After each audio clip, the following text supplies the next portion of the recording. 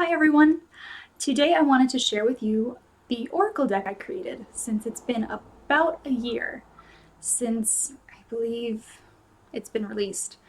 Um, this is the Faerie's Nature Oracle.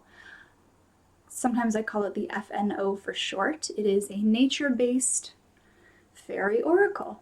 It is heavily influenced by the work that I do with fairies and the fae. And if you're not on board with that kind of thing, you might just want to stop watching right now. I don't know why you're subscribed to this channel, but those were the spirits that I worked with primarily when I started mediumship, and they are the spirits that I'm most familiar with. So it was a natural progression for me to kind of tap them and see if they wanted to help me with this deck. And I believe they did. So whether you like the whimsical idea of fairies or if you really believe in them, you'll probably like this deck. It is, I'm going to show you all the cards, but I guess what should I do first? I have no script for this video, just kind of rambling. This is photography, these cards. So I'll try to hold these up in a way. Oh, that's good. So that you can kind of see. This is all photography. And they are all Creative Commons. Oh, the camera is reversed, so I'm having a hard time adjusting the tilt of everything. Creative Commons, free for commercial use, no attribution required except for 3. I should have started with this. People always ask me, oh, did you take these photos? And I did not. I have taken a lot of photography in my time, and I've never had a camera with high enough quality to justify, using my own pictures for a deck, unfortunately. So I turned to Creative Commons, free for commercial use photography. So while I did not take the pictures, I did carefully select each one. And I did do the work of cropping, and I created these little black circles that appear at the bottom of the card to highlight the numbers. And if you're thinking, gosh, well, what did you do if that's not enough? I wrote quite a big guidebook for these cards. Let me tell you a little bit about the guidebook really quickly. So back when I first released this deck, you had the option of purchasing a physical guidebook. Are we focused? Let me move slowly. Better? Maybe? Sorry if it's blurry. I give up. Back when I first released this deck, people had the option of purchasing a physical guidebook. I laid one out. I brought it to Staples to get it printed. I bound the suckers, and the physical versions that people got had a color front, a nice glossy cover front, and back. And I hate wasting paper. There's one more physical guidebook out there, and it's actually in a shop that's selling my deck. And then there's this copy, which I kept for myself, which I think I printed at home. It's just black and white. So there are no more physical copies available of the guidebook. However, I created a PDF copy. And whenever anyone purchases this deck, they get a link to the PDF that they can download and print and do whatever they want with.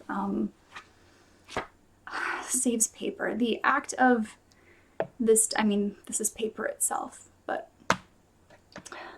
the process of working with this deck and working with the Fae brought very, very quickly and very closely to my attention the environmental impacts of everything. I've always been environmentally conscious, but I asked the Fae for a channeled message for anyone who picked up this deck or wanted to work with them. and it ended up being quite harsh, I guess is the word, and very much based on, you know, environment.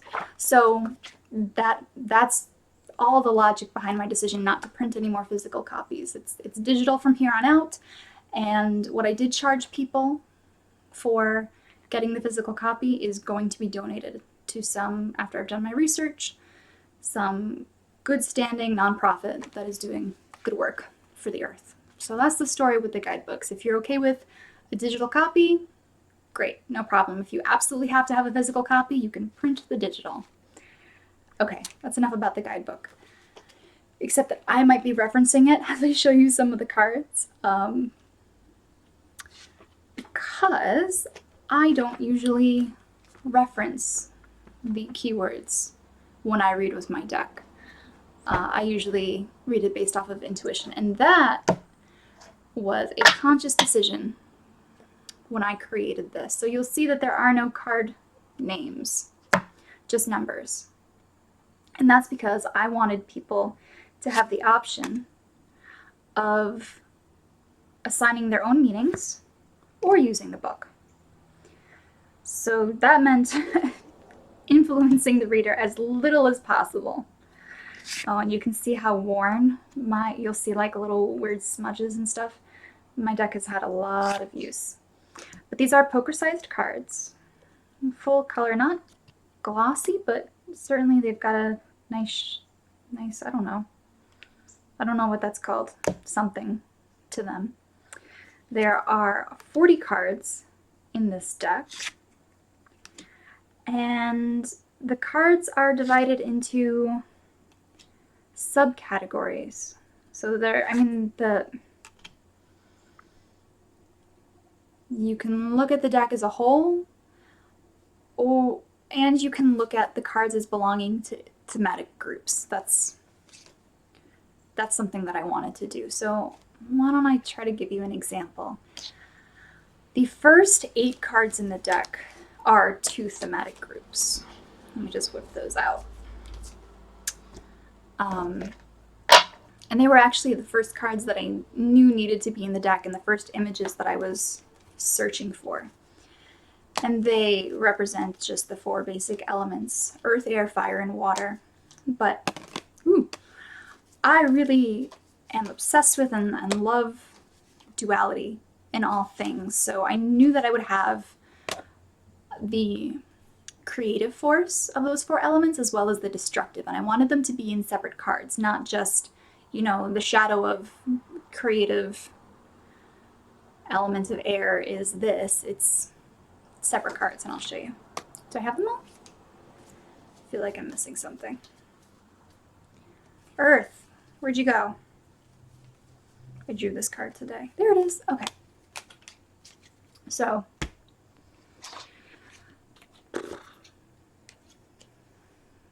the life-giving creative energy of Earth. I should move that in front of me so it focuses. And then you have a little bit later in the deck, in its own thematic grouping, the sort of destructive energy of Earth, this being desolation. Same with water. Creative, life-giving, positive water. I believe this is attributed to cleansing and healing and refreshing. And the destructive, if you would want to use the word negative, side of water, turbulence. Air, inspiration. Positive. Negative, air, confusion. So you get the idea. That's what I started with when I decided I wanted to create this deck. And then it quickly turned into, well, guys and fairies hanging out around here. What do you think should go in here? So there are a lot of animals. There are a lot of natural elements, things that I didn't necessarily like. Sorry, doing a lot of reminiscing as I go through this deck and show you. There are things in here that I didn't.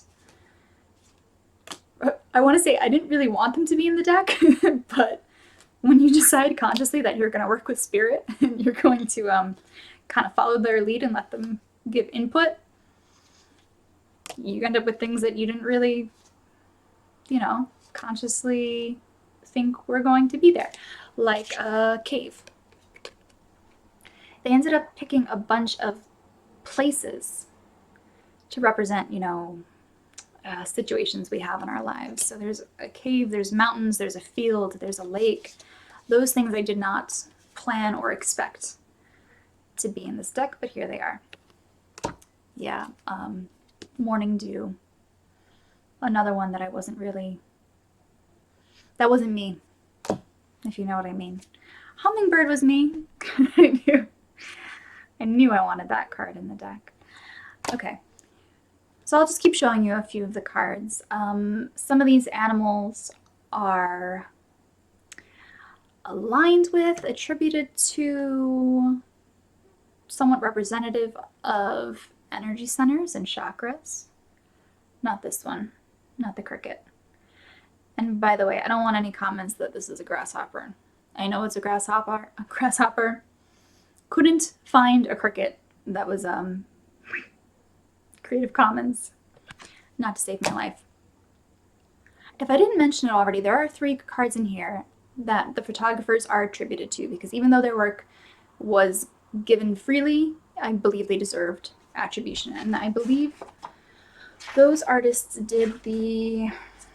Where is it? Somewhere in this thing here. They did the white bat that you'll see. I believe the fireflies and something else. I don't know. Beauty. Here are the fireflies.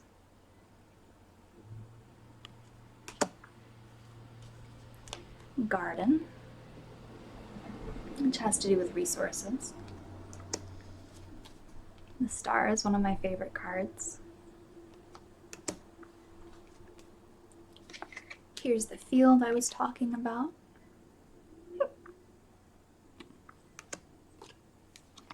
Bees. So,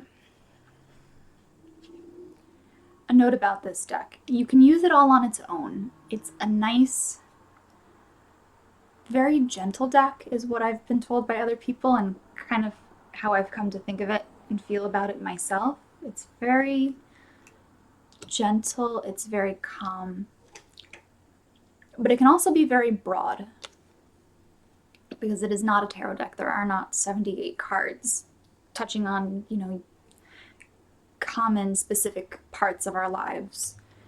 It is very nature-based. So what that kind of means is this deck plays really well with others. Oh, I think the Luna Moth. That's the other one that has a photographer that I thanked for their contribution. Yes, if you read with another tarot deck or another oracle deck, this is a fantastic addition to any spread or anything that you're working on. The way I like to do it is sometimes I'll ask a question, use my cards, tarot or oracle, and put one of these on top of each of the other cards and kind of use it as a means of clarification or expansion. Kind of like adding more words to the sentence. It helps the meaning, in my experience, of whatever cards I've drawn to be clearer to understand much faster. The sun.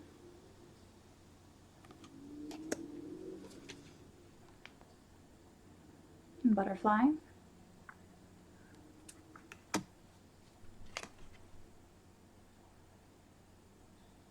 Spring. I did a double take because I just realized I confused some of these cards yesterday. Spiderweb. The apple tree. So, I'll give you a little bit of an idea of what these thematic groupings. This is the bat, which links up to the third eye and clairvoyance. Focus. Come on. Whatever. Moon. Because that's what I think makes this deck so nice to work with.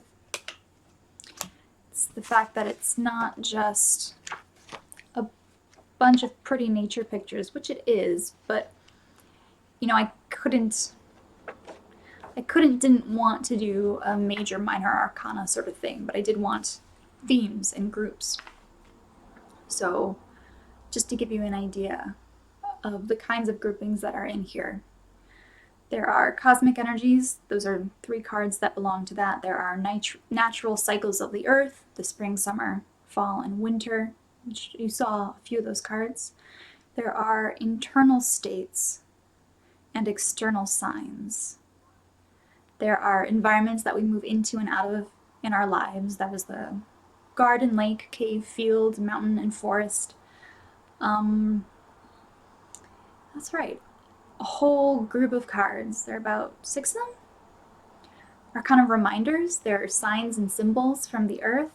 Those being apple tree, mushroom, moss, crystal, flowers, spiderweb, and morning dew. And actually, I don't know if I showed you the last card. The last card in the deck is a signifier of sorts. It stands alone, and it stands for spirit, or a spirit guide, or your fairy guide. Or maybe for you, if you're a particularly magical being. Okay. I don't know that there's much else to say. If you have any questions about the deck, hit me up in the comments or visit my website and let me know what you think. If you have the deck, because I know a bunch of you do, leave a comment. Do you like it? Did you forget it existed? Because I did that for a while. It's a very calm, quiet sort of deck, so it kind of, you can sometimes forget that it's there. Anyway, I hope you enjoyed checking out. That's not the card that we're going to end on. There we go. I hope you enjoyed touring through the Faerie's Nature Oracle with me, and I hope you have a beautiful day.